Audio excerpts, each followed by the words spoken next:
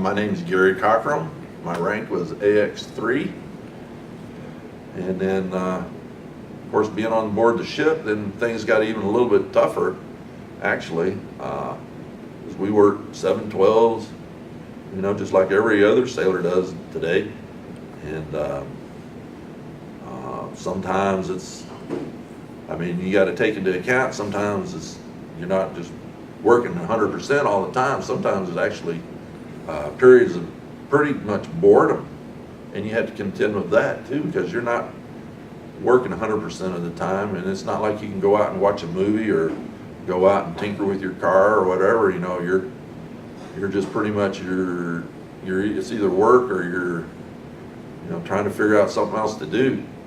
At least back then, we didn't have the gym or anything like that. There was a lot of us got in. I had a guitar, and I brought it, and that's where I learned to play guitar. I'm no guitarist or nothing like that, but I did learn to play the guitar while I was on board the ship, because just had the free time to do it. And so that I had to contend with, because I was always pretty active. A civilian running around doing stuff, going to the lake and that and the other. But us guys would get together, and then we'd play, So some of us were pretty darn good guitarists. One of the guys, he was like first class. I can't remember his name right off the bat right now, but he used to do a pretty good imitation of Elvis. And go to a bar, and he'd do it one time, and then he'd take over, and he'd have a little show going. And so that was one deal. And then the other thing I did was I brought a 10-speed bicycle.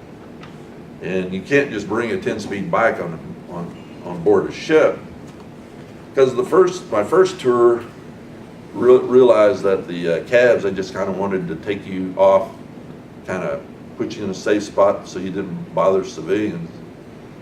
And so we came up with this idea of being able to go out on our own if we had our own transport. I had one wheel, like in one,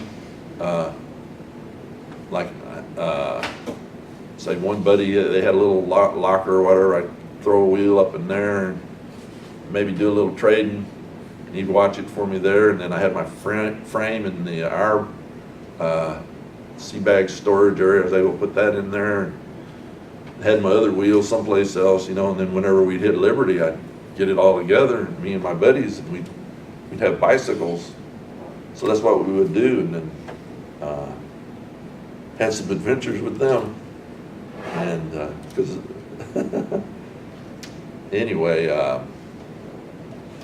so that was it. How I contended with it, pretty much. I was always about having a lot of fun trying to on Liberty and with my friends on board the ship, and trying to maintain our sanity.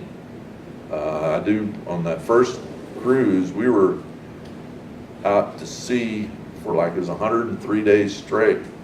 And of course, everything, it was like the first cruise after they'd come back basically from being refitted, the American, along with all our aircraft, they just come back from depot. And so everything was pretty pristine. And first thing we did was go off the coast of Lebanon in restricted airspace, and we couldn't fly. And we were just there, just waiting for something to happen.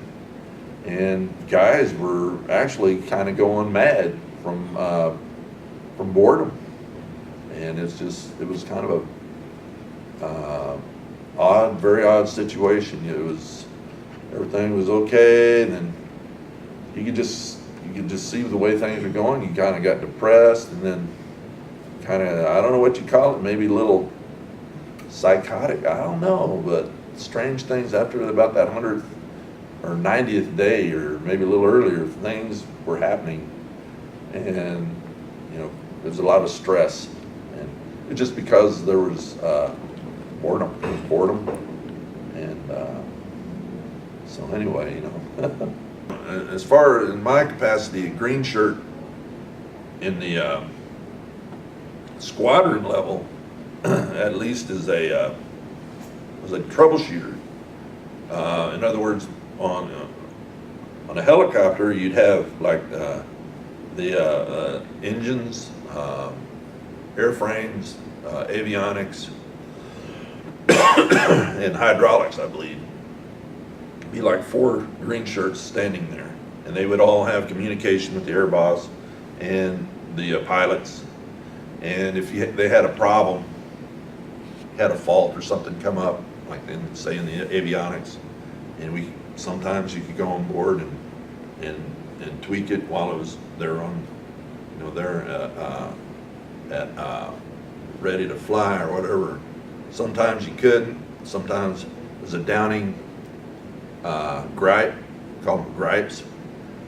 If it's downing, you had to let the air boss know, and they clear that thing off of there, and so on. And that's basically our function.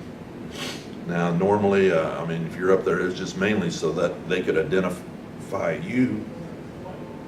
See, the green shirts, of course, has the green shirts, and plane captains, the LSC, were brown shirts. And as far as we were concerned, I think white for us was like the quality control or somebody that would do the inspections and so forth. They were out there too, I believe.